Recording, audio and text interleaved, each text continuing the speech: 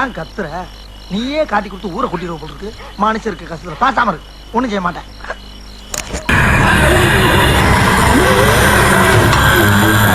அடியே அருந்ததி, ஒரு ரத்தத்தை குடிப்ப. நீ அந்த சமாதியில இருந்து வெளியவே வர முடியாதுடா. வருவேண்டி, முடியாது, வருவேண்டி.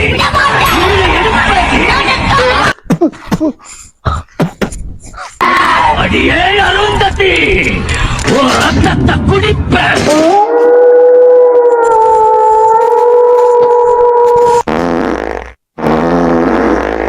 இந்த வீட்ல பேய் இருக்கு.